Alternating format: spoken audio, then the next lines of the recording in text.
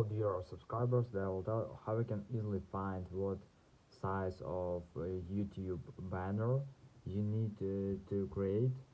So for doing this, just go to your just open your channel. Just tap here your channel on YouTube.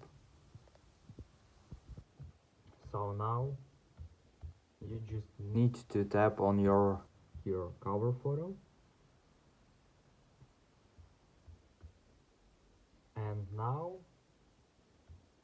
you will see here